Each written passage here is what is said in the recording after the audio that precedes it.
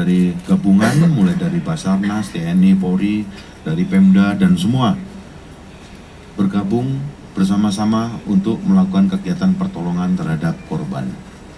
Yang ini terus berlanjut beberapa hari. Di samping itu juga memang kita melakukan langkah-langkah di dalam proses penyelidikan itu sendiri. Sambil berjalan dan semua itu paralel.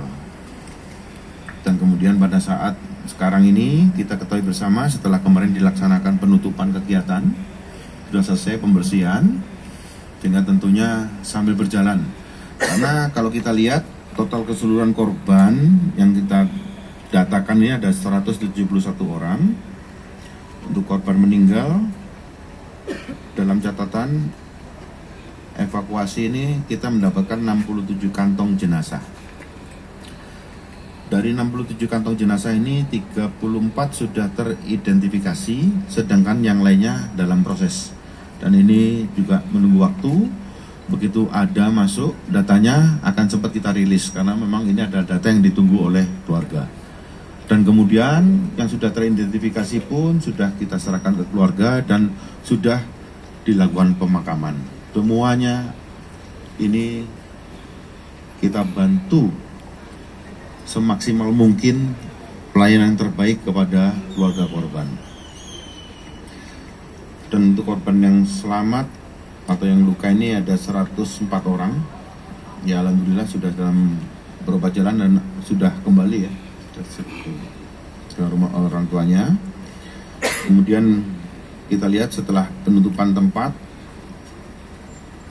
pasca evakuasi, kita sudah melihat bersama-sama bagaimana Kepala Basarnas sudah menyelesaikan tugas-tugasnya.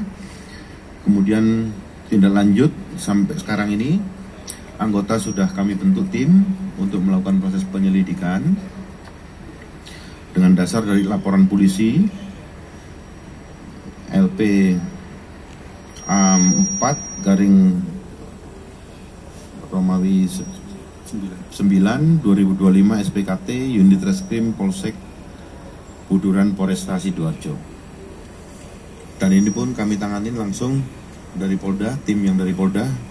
Di situ juga meskipun dari Polresta Sidoarjo diikutkan, tapi kami ambil alih. Jadi di sini kami libatkan tim dari Direktorat Reserse Kriminal Umum dan Krimsus untuk melakukan penanganan proses penyidikan ini.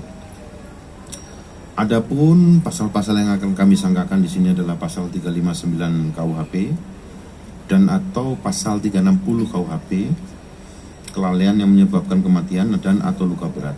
Kemudian kita juga menerapkan pasal 46 ayat 3 dan atau pasal 47 ayat 2 Undang-Undang Nomor 28 Tahun 2002 tentang bangunan gedung terkait dalam pemenuhan persyaratan teknis bangunan. Dan kemudian langkah-langkah yang sudah kami lakukan di sini, kami sudah melakukan pemeriksaan kurang lebih 17 ya saksi-saksi ini. Namun tentunya nanti akan terus berkembang. Dan kemudian pemeriksaan lanjutan pun juga kita akan minta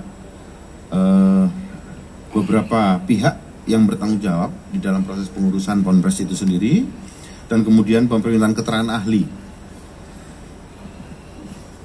Jadi meminta ahli untuk minta keterangan resmi dari ahli teknik sipil, ahli bangunan, gedung, untuk menganalisis penyebab pasti mengenai kegagalan konstruksi.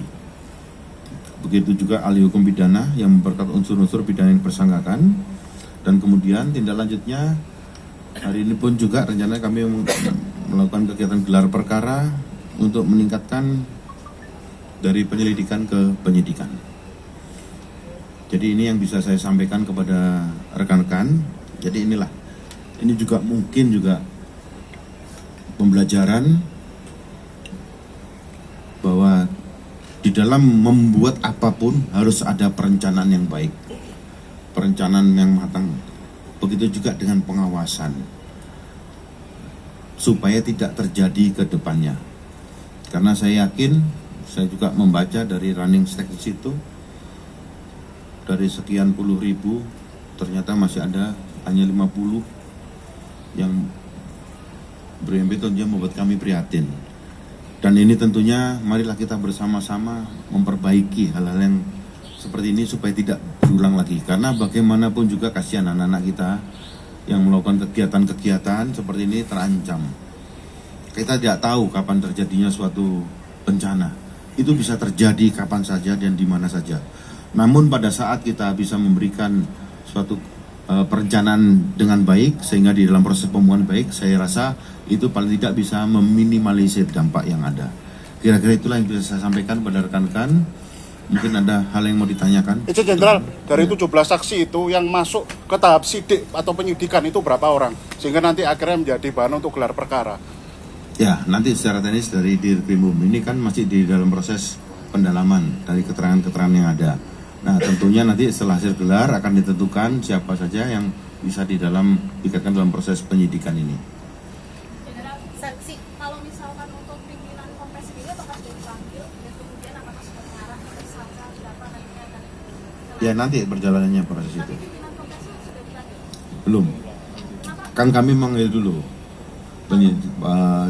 keterangan-keterangan dari saksi-saksi. Nanti semuanya pasti akan mengarah kepada siapa yang bertanggung jawab di situ. Semua itu ada mekanismenya dan kami pun sudah melaksanakan prosedur-prosedur itu.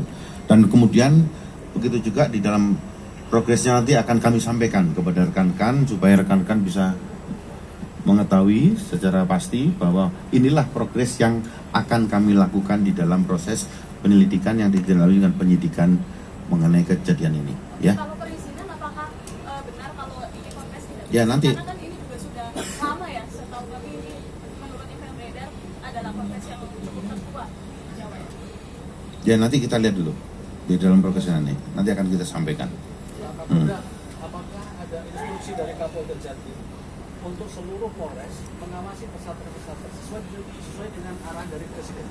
Ya, ini pun juga sudah nanti dengan Forkominda, dengan Bu Gubernur, dan kemudian akan kami sampaikan ke seluruh jajaran untuk menindaklanjutin, untuk mengecek bagaimana progres-progres di dalam pembangunan yang ada. Dan ini kan ranah daripada Pemda. Di situ kan ada perdanya. Saya yakin dari teman-teman Satpol PP juga nanti akan bekerja untuk melakukan kegiatan-kegiatan itu. Namun kami pun juga akan ikut membantu. Karena bagaimanapun ini sudah banyak terjadi ya, namanya juga pembangunan pondok pesantren yang ada. Dan kami ingin bahwa semuanya itu nanti akan terhindar dari permasalahan-permasalahan yang sama. Dan mudah-mudahan tidak terjadi lagi.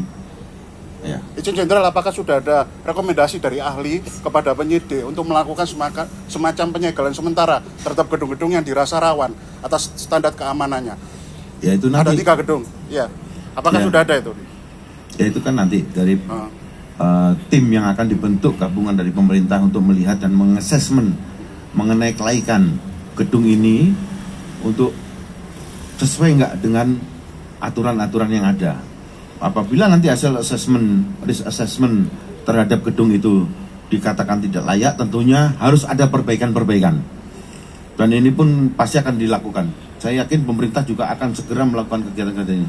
Jadi kami pun merespon dengan mempercepat proses ini dengan memerintahkan kepada seluruh jajaran untuk cek kembali lagi yang ada, bekerja sama dengan pemerintah daerah yang ada di wilayah masing-masing. Dan ini kita sudah datakan semua pondok pesantren yang ada, sehingga nanti kita kerjasama dengan Pemda dan kemudian dari tim ahli untuk bisa melakukan risk assessment terhadap gedung-gedung yang dipakai untuk kegiatan yang sama. Kira-kira itu ya. Izin Jenderal, pengasuh Ponpes ini kan dikenal salah satu orang berpengaruh dan orang besar. Apakah penyidik bisa objektif dan transparan dalam kasus ini?